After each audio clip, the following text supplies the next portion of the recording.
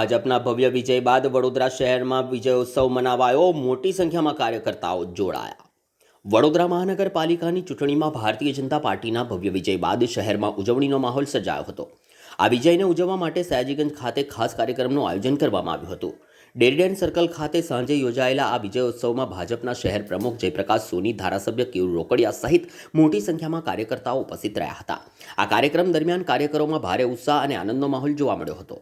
વિજયોત્સવ દરમિયાન ભાજપના સમર્થકો દ્વારા જીતની ખુશીમાં નારા લગાવવામાં આવ્યા અને ઉજવણી કરવામાં આવી હતી। આ વિજયને લઈને ભાજપના નેતાઓએ મતદાતાઓનો આભાર વ્યક્ત કર્યો હતો અને શહેરના વિકાસ માટે વધુ પ્રતિબદ્ધતાની કામ કરવાની વાત કરી હતી।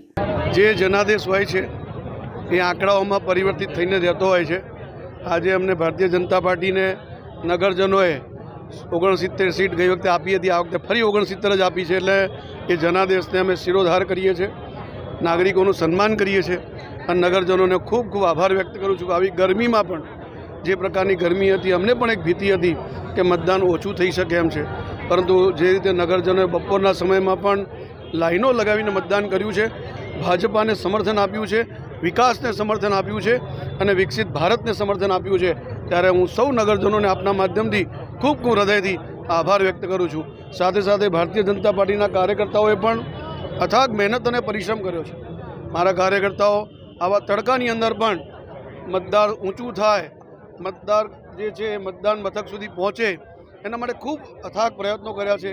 એ બદલ એમનો પણ હું ખૂબ ખૂબ હૃદયથી આભાર માનું છું અને આપ મીડિયા મિત્રોનો પણ ખૂબ ખૂબ આભાર માનું છું કે આપે પણ આવા સમયમાં ભારતીય જનતા પાર્ટીને હંમેશા સપોર્ટ કર્યો છે। એ બદલ આપનો પણ હું ખૂબ ખૂબ આભાર વ્યક્ત કરું છું। જે રીતે અમે ઘોષણાપત્રમાં વાત કરી છે, વચન આપ્યા છે, ભારતીય જનતા પાર્ટી વચનથી વાસ્તવિકતામાં માનનારી પાર્ટી છે। માત્ર વચન નહીં, વચનની ગેરંટી આપનારી પાર્ટી છે। આપના માધ્યમથી હું નગરજનોને આશ્વસ્ત કરું છું કે અમે જે પણ કહ્યું છે એ આપને કરીને બતાવીશું। આપની જન સુખાકારી અને જન સુવિધાઓ વધે એના માટે અમારા કાઉન્સિલરો રાત દિવસ મહેનત કરવી પડશે, તો રાત દિવસ મહેનત કરીને આપની પડખે ઊભા રહેશે। આપનો એક અવાજ એ અમારા કાઉન્સિલર સુધી પહોંચશે, તરત જ આપનું કામ થશે, એની ત્વરિતતા આવે એવો અમે જરૂરથી પ્રયત્ન કરશું।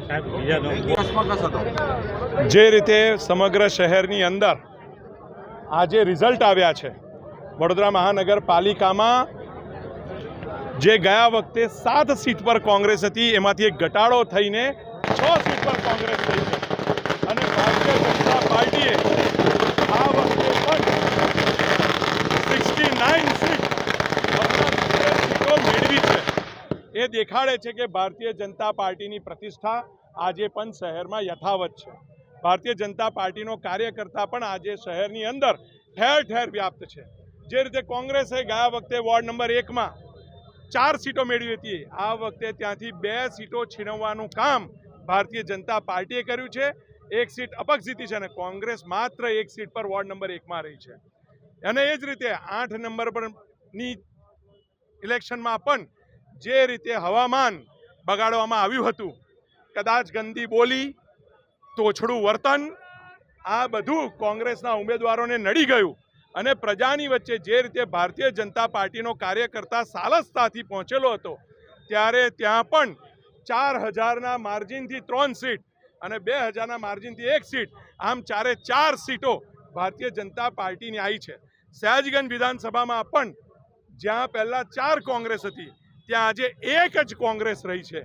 આમ સયાજીગંજ વિધાનસભા હોય કે ભારતીય જનતા પાર્ટી વડોદરા મહાનગરમાં પણ સમગ્ર રીતે વ્યાપ્ત બની છે।